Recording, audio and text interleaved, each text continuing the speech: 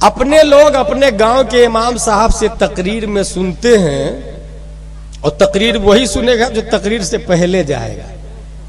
अगर गांव की मस्जिद में खुतबा शुरू होने के बाद जुमा में पहुंचते हैं तो वो कभी इल्म में इजाफा नहीं कर सकते वो लोग। इसलिए हमसे बड़े खतीब आपके गांव के इमाम साहब, हर हफ्ते उन्हें मेहनत करके नई तकरीर करनी पड़ती है। हम लोग तो पुरानी से भी काम चला लेते हैं। इसलिए हमसे बड़े खतीब है और उनका नजराना हमसे ज्यादा होना चाहिए। 20,000 तनख्वाह, 40,000 तनख्वाह, बच्चों को पढ़ाते भी है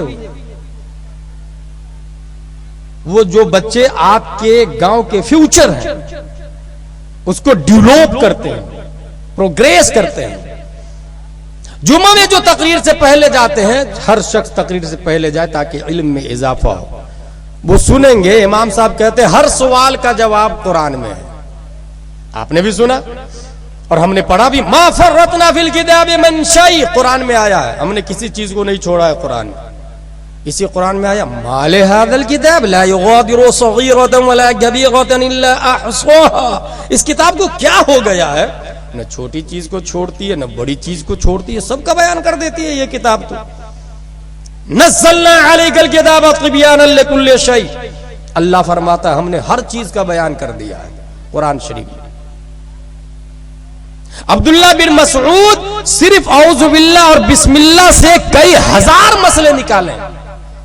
अब्दुल्ला बिन मसऊद ने, इमाम मोहम्मद ने कुरान और हदीस से 2 लाख मसाइल निकाले थे। खुद इमाम आजम ने 12 लाख रूल्स निकाले कुरान शरीफ से। 12 लाख रूल्स। क्या डॉक्टर अंबेडकर, भीमराव कुछ कर पाएंगे? क्या दुनिया के बड़े बड़े प्रोफेसर कुछ कर पाएंगे? 12 लाख। अल्लामा इब्ने अरबी कहते हैं कुरान मुकद्दस में 77,500 उलूम है। 450, 77,450 उलूम फुनून है कुरान में। और आला हजरत ने जानते फतवा रज़विया शरीफ में क्या लिखा? हर आयत के अंदर में 60,000 उलूम है। 60,000 उलूम हर आयत में। और आयतें कुल कितने हैं? 6,600। ये मशहूर है। सिर्फ 6,000 को आप 60,000 से इंटू करें अपने मोबाइल के कैलकुलेटर में जाके, 36 करोड़ उलूम व फुनून कुरान मुकद्दस के अंदर। और ये तो आला हजरत की तख्लीक है, जो मखलूक है, तहकीक है जो मखलूक है। कुरान खुद बोलता है हमने किसी चीज को छोड़ा ही नहीं।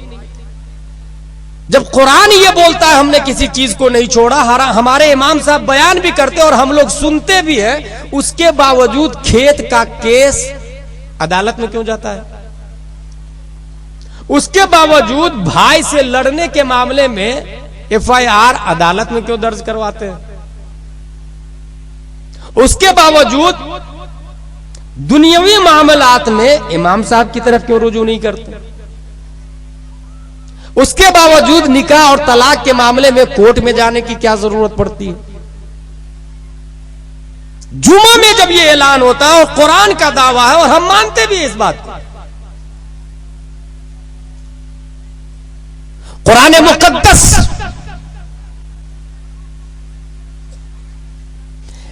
अगर कॉन्स्टिट्यूशन ऑफ अमेरिका की बात करें तो चंद पढ़े लिखे लोगों ने बैठ के नियम बनाया है। और पूरी दुनिया के नियमों में सबसे ज्यादा ज़ख़ीम नियम भारत के। कॉन्स्टिट्यूशन ऑफ इंडिया सबसे ज्यादा ज़ख़ीम नियम है। कई बड़े बड़े पढ़े लिखे लोगों ने लिखा, जिसमें लीडर डॉक्टर भीमराव। उसके सामने 3 जमाने, फ्यूचर, पास्ट, प्रेजेंट,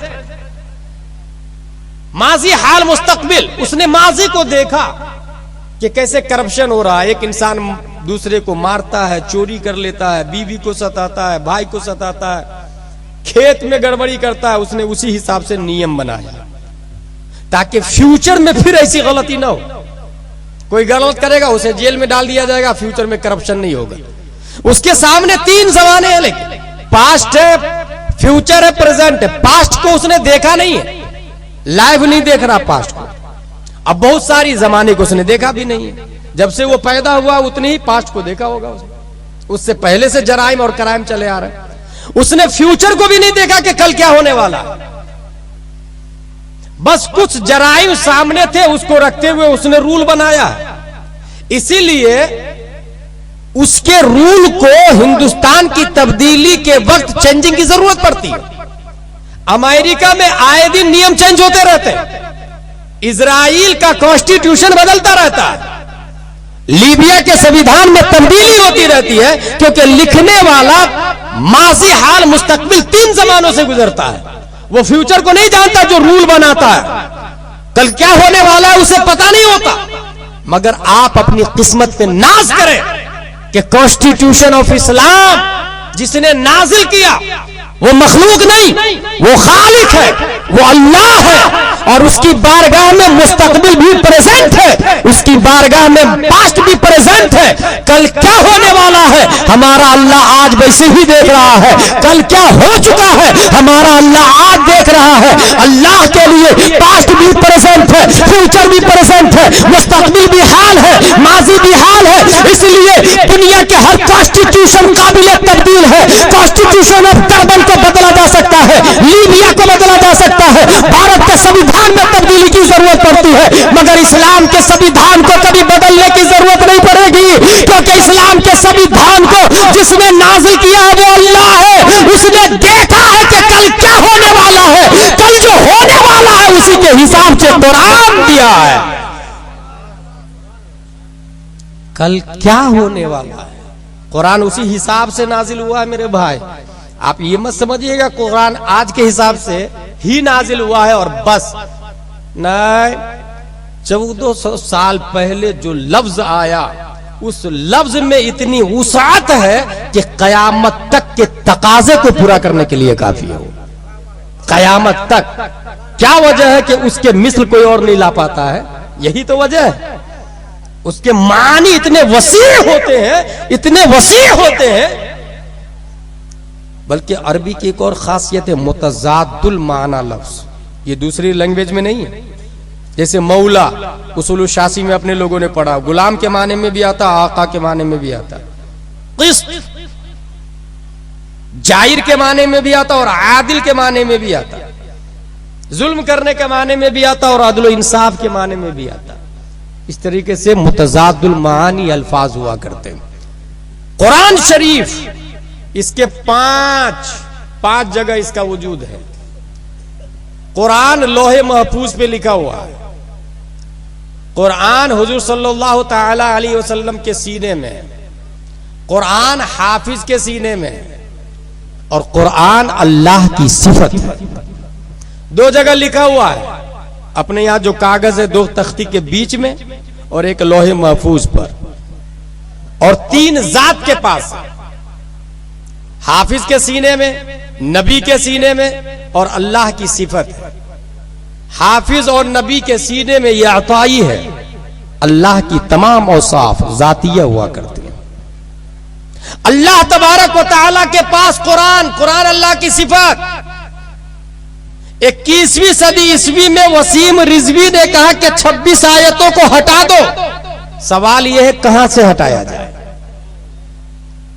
हाफिज के सीने से इम्पॉसिबल, नबी के सीने से इम्पॉसिबल, लोहे महफूज इम्पॉसिबल। ज्यादा से ज्यादा तुम दादागिरी करके प्रेस पे, भारत के प्रेस पे पाबंदी लगा दोगे। और अगर तुम्हारी हरामीपंथी और कमीनापंथी शबाब पर गई तो प्रेस पे पाबंदी, मदरसों पे पाबंदी लगा दोगे। कोई हाफिज नहीं बनाएगा। चल भाई ठीक है, अगर तुमने ये भी कर लिया, बताओ लोहे महफूज से मिटा सकते हो क्या? और जब लोहे महफूज से नहीं मिटा सकते तो जो अल्लाह माजी में बड़े बड़े वलियों को पैदा किया है वो अल्लाह आज भी वली को पैदा करता है। एक वली झारखंड में आएगा, वो आंख को बंद करेगा और लोहे महफूज को देखेगा। आंख खोल के नहीं, आंख को बंद करेगा और लोहे महफूज को देखेगा। और उसके बाद वो वली बोलेंगे, उलमाए किराम लिखेंगे, दोबारा फिर कुरान वजूद में आ जाएगा।